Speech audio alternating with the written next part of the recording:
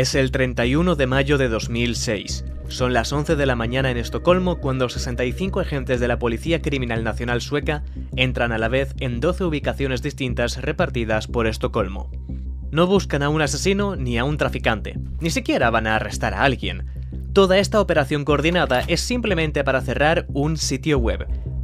Han preparado esto durante meses, saben lo que buscan y dónde está. En tan solo 1 hora y media confiscan 180 servidores y lo meten todo en camiones rumbo a las manos del inspector Jim Kaiser, el hombre que lidera la investigación policial. Ese mismo día en Los Ángeles, Dan Glickman, presidente de la MPAA, la organización que representa los grandes estudios de Hollywood, publica un comunicado declarando la victoria. Y no es para menos. Llevan años intentando tumbar esta página. Han enviado cartas formales al gobierno sueco, presionando directamente al Ministerio de Justicia. Incluso llegaron a amenazar a Suecia con sanciones comerciales si no actuaba. Todo ese dinero, toda esa presión política, todo ese esfuerzo, ha valido la pena. O al menos, eso es lo que parece. Porque 72 horas después, inexplicablemente, el mismo sitio web vuelve a estar online. Y ahora lleva un logo nuevo en el que el barco pirata apunta con un cañón directamente al letrero de Hollywood. Y como si eso fuera poco, el tráfico de la página no solo se recupera, se triplica. Una de las industrias más poderosas del mundo acaba de emplear todos sus recursos para borrar una web y no solo no lo han conseguido, sino que la han convertido en uno de los sitios más populares del planeta. ¿Por qué esta simple web se convierte en el problema más grande de Hollywood? ¿Quién está detrás de todo esto? Y sobre todo, ¿cómo es posible que 20 años después, todavía nadie haya conseguido acabar con ella? Esta es la historia de The Pirate Bay. Para entender cómo nace una web así, primero hay que entender dónde nace, porque esto no podría haber ocurrido en ningún otro sitio del mundo. Suecia, a finales de los años 90, es uno de los países con mejor infraestructura online del mundo. Internet llega antes y más rápido que en casi cualquier otro país de Europa, y hay una razón detrás de eso. Desde el siglo XVIII, Suecia tiene grabado en su constitución un principio llamado Offentlighetsprincipen, el derecho de cualquier persona a acceder a los documentos del gobierno. Para una generación entera de suecos, la información, por defecto, pertenece a todo el mundo. El ciudadano tiene derecho a acceder a ella y la transparencia es una obligación del Estado. Ese es el terreno en el que va a crecer todo esto. Mientras tanto, al otro lado del Atlántico, la industria musical vive su primera gran crisis. En 1999, un estudiante americano de 19 años, llamado Shawn Fanning, lanza Napster, una plataforma que permite a cualquiera compartir archivos de música directamente con otras personas. En 18 meses alcanza 80 millones de usuarios, el crecimiento más rápido que ha visto Internet hasta ese momento. Inmediatamente la industria entra en pánico, presiona a los tribunales, y en 2001 consigue lo que quiere. Un juez federal de California ordena el cierre de Napster. Y así, creen que han acabado con el problema. Lo que no entienden es que solo han cerrado una plataforma, no la idea. Ese mismo año, casi al mismo tiempo, un programador llamado Bram Cohen está trabajando en algo diferente. Cohen no quiere construir otra web con servidores centrales que se pueda apagar. Lo que diseña es un protocolo, BitTorrent. En lugar de descargar un archivo desde un único punto, BitTorrent lo trocea en cientos de fragmentos y los distribuye entre todos los usuarios que lo están descargando al mismo tiempo. Mientras bajas el archivo, compartes los trozos que ya tienes con otras personas que también lo están descargando. Es lo que se llama una red peer-to-peer. El resultado es que para tumbar una descarga en BitTorrent tendrías que localizar y bloquear simultáneamente a todos los usuarios que participen en ella, algo prácticamente imposible. Cohen publica este sistema en julio de 2001 y lo deja libre para que cualquiera lo use. En Suecia, un grupo de personas sigue todo esto muy de cerca y empieza a sacar sus propias conclusiones. Son activistas, programadores y académicos convencidos de que las leyes de copyright son algo que con la llegada de Internet ya no tiene sentido, y que alguien debe actuar. El 1 de agosto de 2003 fundan Piratbyran, que en sueco significa literalmente la oficina de la piratería. Y detrás de esa organización hay 3 personas que destacan, sobre todo, por lo que quieren hacer: construir el buscador de archivos más grande del mundo. Así, tan solo un mes después, el 15 de septiembre de 2003, The Pirate Bay se conecta por primera vez. 3 programadores suecos, sin dinero, abogados ni ninguna estructura empresarial, acaban de crear una plataforma que va a revolucionar Internet de la nada. El primero de ellos es Gottfried Svartholm, alias Anakata. Nace el 17 de octubre de 1984 en Estocolmo, lo que significa que en ese momento tiene solo 18 años. Él es el arquitecto técnico de todo, el que escribe el software desde cero, hace funcionar el tracker de BitTorrent de la web y quien lanza la web por primera vez. El segundo es Fredrik Neij, alias Tiamo. Nace en 1978 y es el ingeniero de sistemas, el hombre que mantiene los servidores funcionando cuando la cosa crece. Su portátil, un Pentium 3 con 256 MB de RAM, es literalmente el primer hogar de The Pirate Bay. El tercero es Peter Sunde, alias Brocket. Nace el 13 de septiembre de 1978 en la costa oeste de Suecia. Peter no es el mejor programador de los tres, pero lo que tiene es otra cosa: carisma. Sabe hablar, comunicar y convertir todo en una causa. Estos son los 3 hombres que van a enfrentarse a la MPAA, a las embajadas americanas y a los tribunales suecos. La guerra contra la industria cinematográfica ha empezado. Pero hay algo que muy poca gente sabe, y es que la web no nace en Suecia, nace en México. Gottfried Svartholm está trabajando en ese momento para una empresa mexicana, y sin pedirle permiso a nadie, usa el servidor de su empresa para poner en marcha la web. Y poco después, cuando lo descubren, él simplemente traslada todo a Suecia. La web acaba en el portátil Pentium de Fredrik, que en ese momento está metido debajo de una cama en la habitación de los padres de Gottfried. Esa máquina hace simultáneamente de servidor web y de tracker de BitTorrent para todos los usuarios que quieran conectarse. En sus primeros días, la web tiene apenas unos cientos de usuarios, todos son parte de la comunidad de Piratvirán. Pero rápidamente, el sitio empieza a crecer de forma brutal. Desde 2003, la industria está consiguiendo cerrar las webs de descarga más grandes del mundo, y cada vez que una cae, todos terminan yendo al mismo sitio, The Pirate Bay. La web es muy básica, no tiene una interfaz ni sistema de recomendaciones, solo un buscador de torrents. Pero a pesar de todo, a finales de 2004, ya supera el 1.000.000 de usuarios al mes, y los 60.000 archivos disponibles. Pronto la web pasa a ser una infraestructura global que necesita más servidores, ancho de banda y una estructura propia para seguir creciendo. Y es Fredrik quien resuelve el problema. Propone crear sus propios servidores, su propio ancho de banda, su propia infraestructura. Así nace PRQ, una empresa de hosting con una sola regla: alojamos cualquier cosa y no guardamos registros. Y es ahí cuando entra un cuarto nombre en la historia: Carl Lundström, el nieto del fundador de Wasabröd, la marca de pan crujiente más grande del mundo. Desde 2004, Carl usa parte de su fortuna para dar a The Pirate Bay todo lo que necesita, a cambio de un 40% de participación en la web. Lo que Lundström todavía no sabe es que esto, en el fondo, no va de dinero, y que esa participación, algún día, va a costarle muy cara. Los grandes estudios no tardan mucho en darse cuenta de lo que está pasando, y empiezan con lo que saben hacer: mandar cartas. El 21 de agosto de 2004, los abogados de DreamWorks envían un aviso legal a The Pirate Bay exigiendo la retirada inmediata del torrent de Shrek 2 de la plataforma. La carta invoca la DMCA, la Ley Americana de Derechos de Autor, y advierte de las consecuencias legales de no cumplir con lo solicitado. Es una carta estándar que los estudios envían de forma masiva y que normalmente resuelve el asunto en horas. El administrador elimina el contenido, se disculpa y el problema desaparece. Pero la respuesta de The Pirate Bay es otra. Peter Sunde publica en la web la carta de DreamWorks y su respuesta. Como sabréis, o no, Suecia no es un estado de los Estados Unidos de América. Suecia es un país del norte de Europa. Por si no os habéis dado cuenta todavía, la ley estadounidense no se aplica aquí. Para vuestra información, no se está violando ninguna ley sueca. Que quede claro que cualquier nuevo contacto por vuestra parte, sea por el medio que sea, terminará en A. Una demanda por acoso, B. Una queja formal ante el colegio de abogados de vuestros asesores legales por enviar amenazas frívolas. Es la opinión nuestra y de nuestros abogados que sois estúpidos, y que deberíais meteros vuestras porras por donde os quepan. Tomad nota también de que vuestra carta y vuestro correo se publicarán íntegros en The Pirate Bay. Que os den. Educados como siempre, Anakata. En pocas horas la respuesta está en todas partes. La gente no se lo puede creer. Una web de 3 suecos le está plantando cara a uno de los estudios más poderosos de Hollywood.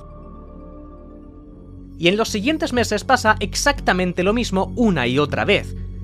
Electronic Arts envía una carta exigiendo la retirada del torrent de los Sims 2. The Pirate Bay le responde diciéndole que es libre de exigir lo que quiera, igual que ellos son libres de exigir que EA les pague el espacio en disco y el ancho de banda que ha consumido su videojuego. Microsoft, Apple, Nintendo, todos mandan cartas, y cada uno de ellos recibe las mismas respuestas. The Pirate Bay convierte todo intento de censura en contenido viral, y cuanto más agresiva es la industria, más crece la web. Para finales de 2005, The Pirate Bay tiene ya 2,5 millones de usuarios, y pronto la MPAA entiende que ni las cartas ni las amenazas legales van a funcionar. Necesitan una estrategia diferente, y la van a encontrar en la Casa Blanca. Inmediatamente empiezan a trabajar directamente con la Embajada de Estados Unidos en Estocolmo. A la vez, el Departamento de Estado americano empieza a presionar al gobierno sueco, y pronto ceden. El martes 31 de mayo de 2006, a las 11 de la mañana, 65 agentes de la Policía Criminal Nacional Sueca aparecen en 12 lugares distintos repartidos entre Estocolmo, Västmanland y Västra Götaland. El objetivo es PRQ, la empresa de hosting cofundada por Gottfried y Fredrik que almacena The Pirate Bay. Los agentes presentan la orden, acceden a las salas de servidores y empiezan a desconectar y embalar absolutamente todo lo que encuentran. Cuando terminan, varios camiones salen del edificio cargados con 186 servidores confiscados. Gottfried Svartholm, Fredrik Neij y Michael Viborg, el asesor legal de The Pirate Bay, son llevados a comisaría para ser interrogados. Sin embargo, los 3 son liberados esa misma noche sin cargos formales, de momento. Ese mismo día, desde Los Ángeles, la MPAA publica un comunicado. The Pirate Bay era una de las mayores fuentes de películas pirateadas para gente de todo el mundo, y a partir de hoy ya no lo es.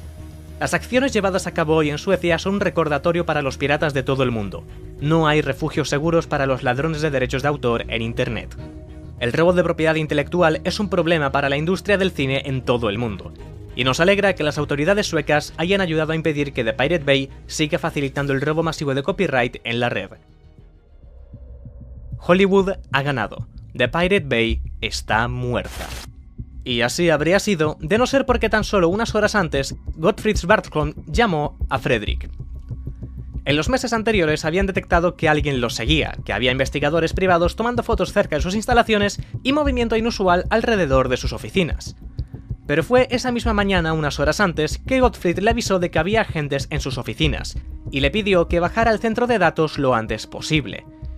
Fredrik salió corriendo hacia las instalaciones, y nada más llegar al centro hizo una copia de seguridad de toda la web, la infraestructura, la información que hacía funcionar el tracker y todo lo que habían construido en los últimos 3 años.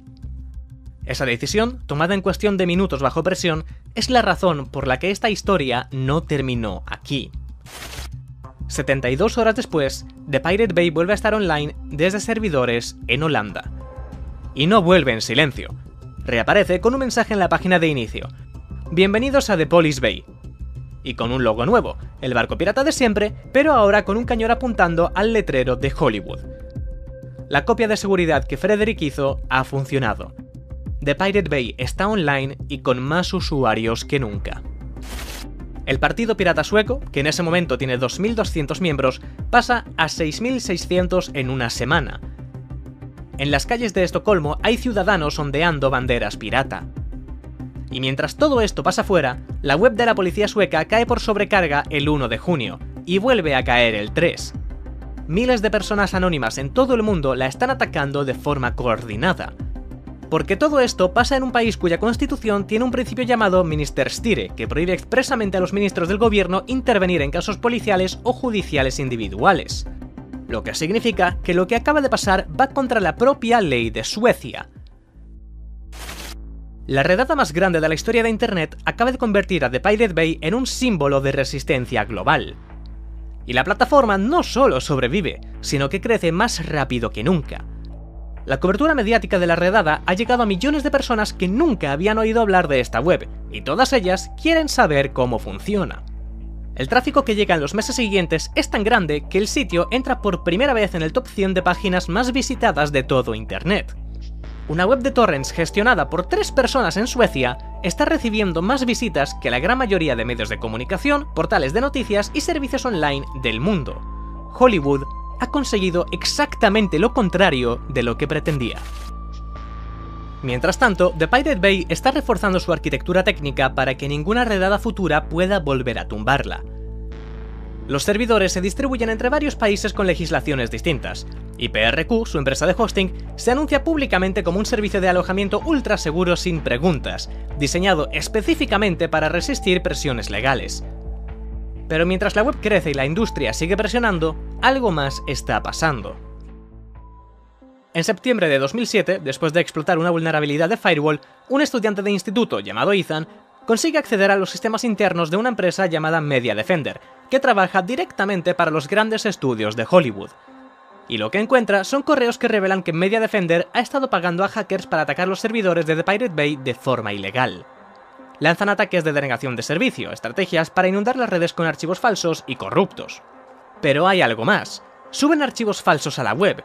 Si alguien los descarga, Media Defender obtiene su dirección IP, y con esa información mandan cartas intimidatorias a domicilios particulares exigiendo el pago de miles de euros en concepto de daños. Ethan filtra los 6.621 emails, y The Pirate Bay no tarda en reaccionar.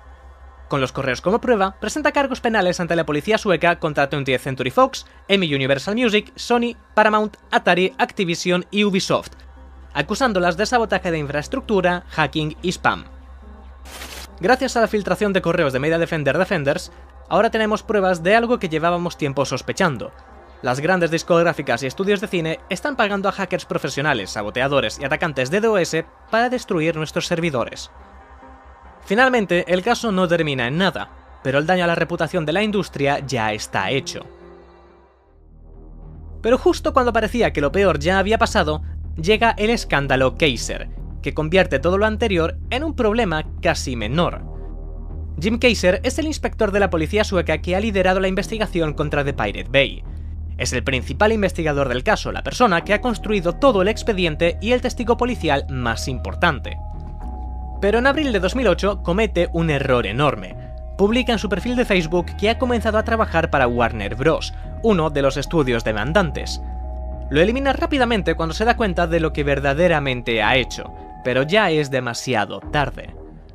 El equipo ya tiene capturas de pantalla y publica inmediatamente un comunicado acusándole de haber aceptado un empleo en una empresa que les está intentando llevar a juicio como recompensa por su trabajo en el caso. Y la cosa se complica más cuando el periódico sueco Sydsvenskan descubre que no solo le aseguraron un trabajo, sino que empezó a trabajar mientras la investigación seguía abierta. The Pirate Bay presenta una denuncia formal por soborno, pero la denuncia tampoco sirve de nada. Kaiser no solo no es investigado, sino que termina dirigiendo la unidad de delitos informáticos de la policía sueca. El juicio está a punto de empezar y ya hay algo que no encaja. El 16 de febrero de 2009, en el Tribunal de Estocolmo, el proceso comienza. Los acusados Fredrik Neich, Gottfrid Svartholm, Peter Sunde y Carl Lundström se enfrentan a 34 cargos por promover la infracción de derechos de autor. En principio, la fiscalía pide 2 años de cárcel para cada uno y 13 millones de dólares como compensación. Según ellos, la web no es un proyecto filosófico, es un negocio con estructura comercial, financiadores y una estrategia para facilitar la distribución masiva de contenido protegido, con el único objetivo de lucrarse. Ellos argumentan que solo en el último año generaron más de 3 millones de dólares en publicidad. Pero la defensa tiene una respuesta para eso. Esos 3 millones suenan a mucho, pero los gastos de mantener una web con ese tráfico son enormes. Sunde, Gottfrid y Fredrik trabajan a tiempo completo en PRQ, su empresa de hosting, y según ellos, The Pirate Bay solo les está costando dinero. Así que en el segundo día, la fiscalía se ve obligada a retirar la mitad de los cargos. Por otro lado, la defensa, liderada por el abogado Per Samuelsson, basa su estrategia en el hecho de que The Pirate Bay no guarda ningún archivo y ellos tampoco distribuyen nada. La web es solo un motor de búsqueda que conecta a usuarios entre sí, igual que Google conecta a usuarios con páginas web. Y es un servicio que puede usarse tanto de forma legal como ilegal. De la misma forma, fabricar coches que pueden circular a más velocidad que el límite permitido no convierte al fabricante en cómplice de cada conductor que se salta un radar. Durante los días siguientes, el tribunal escucha a testigos de ambas partes. Unos dicen que la piratería destruye la industria. Otros presentan datos que sugieren que los consumidores que más descargan son también los que más compran contenido legal. El 17 de abril de 2009, a las 11 de la mañana, el juez Thomas Nordstrom lee el veredicto final. Culpables, los 4. 1 año de prisión para cada uno y $3,5 millones en daños.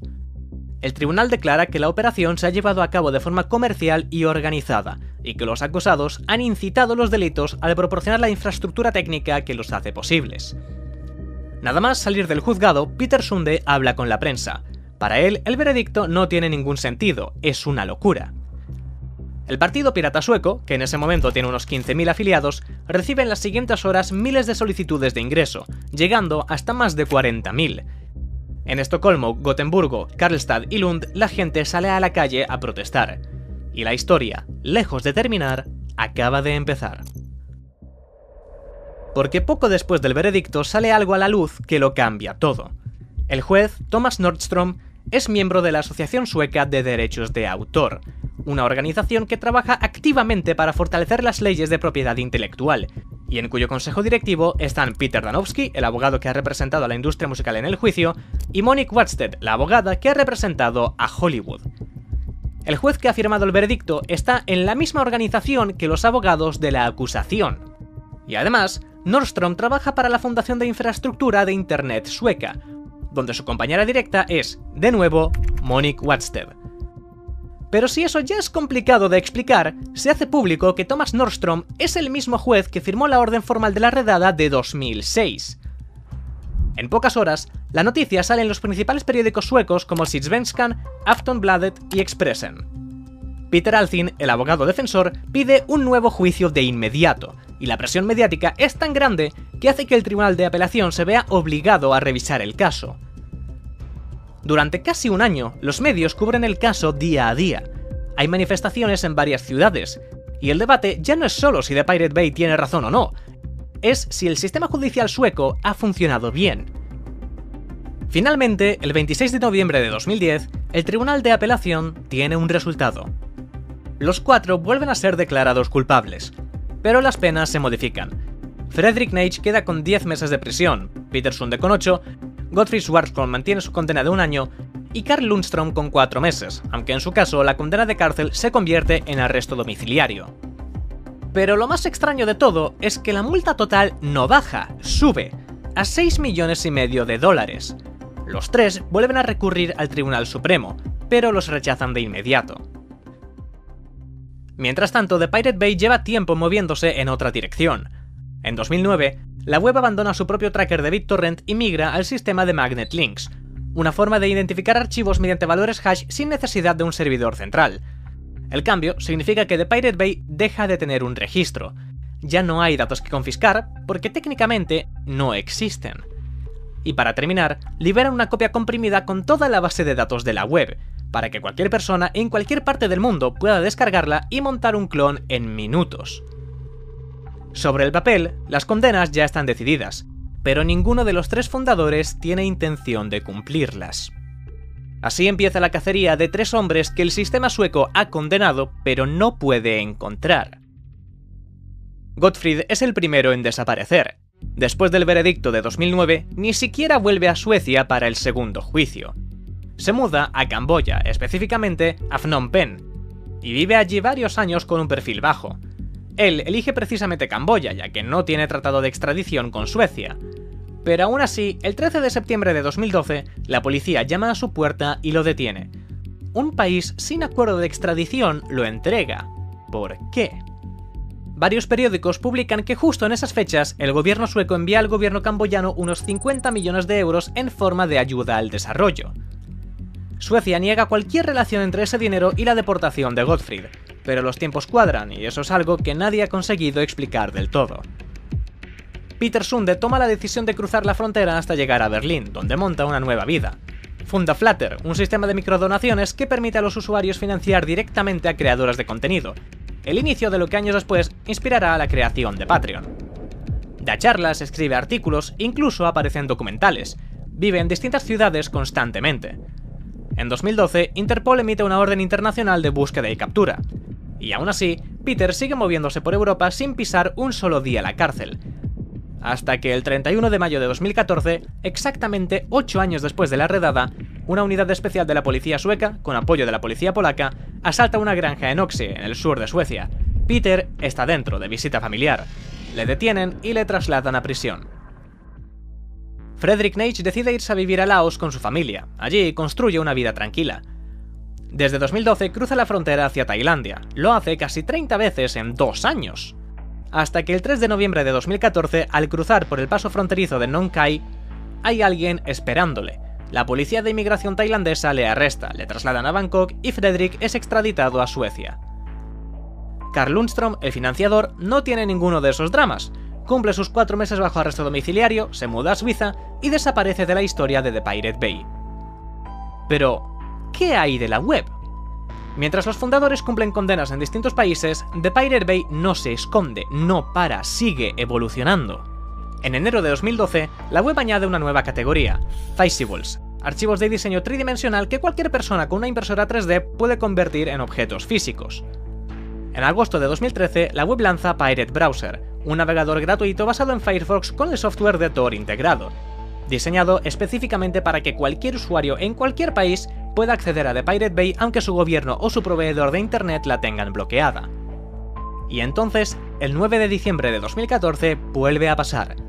Las autoridades suecas ejecutan una segunda gran redada, asaltan un centro de datos en Estocolmo y confiscan servidores, ordenadores y equipos. La web queda offline durante semanas, pero vuelve, claro que vuelve. Nadie en el exterior entiende exactamente cómo lo hace ni quién lo gestiona, porque en teoría ya no hay nadie detrás. Hoy, Gottfried está en paradero desconocido. Fredrik trabaja, según las pocas fuentes disponibles, en una empresa farmacéutica en Estocolmo, y Peter sigue construyendo proyectos relacionados con la privacidad digital. Carl Lundström falleció en los Alpes en marzo de 2025 pilotando su avioneta, y el portátil Pentium 3 de Fredrik Neij está ahora en una vitrina del Museo de Informática de Linköping. Eso es todo lo que queda de ellos, pero no de esta historia. Porque la web que construyeron, que ahora ninguno de los 3 fundadores gestiona, sigue online, y no hay ninguna persona identificable detrás. Eso sí, el sitio se declara oficialmente una entidad sin ánimo de lucro, aunque eso no está muy claro. La web se mantiene con publicidad, donaciones en criptomoneda y una red global de voluntarios anónimos por todo el mundo. Aunque dependiendo de dónde estés, entrar puede ser bastante difícil. En muchos países la web está bloqueada por orden judicial, y los bloqueos se renuevan constantemente. Por eso mismo, a día de hoy los sitios con malware que se hacen pasar por la página oficial se han convertido en un verdadero problema. Lo que queda de The Pirate Bay no es exactamente lo que fue. El tráfico es menor que en el pico de los años de 2010. Sin embargo, la web está ahí. Pero más allá de todo eso, lo más importante es el cambio que creó en la industria. Spotify se funda en Estocolmo en 2006, el mismo año de la primera gran redada contra The Pirate Bay. Su fundador construyó un servicio con la idea de competir con la comodidad de la piratería, ofreciendo algo legalmente accesible, económicamente razonable y técnicamente mejor que descargar contenido online. Netflix sigue exactamente la misma lógica pocos años después. Sin la presión que ejercen durante una década sobre la industria, el streaming habría tardado mucho más en llegar o habría llegado en peores condiciones. The Pirate Bay nunca fue solo una web de descargas. Fue el primer gran choque entre la industria del entretenimiento y una generación que creció creyendo que la información debía ser libre. Y ese conflicto, de una forma u otra, cambió las reglas para siempre.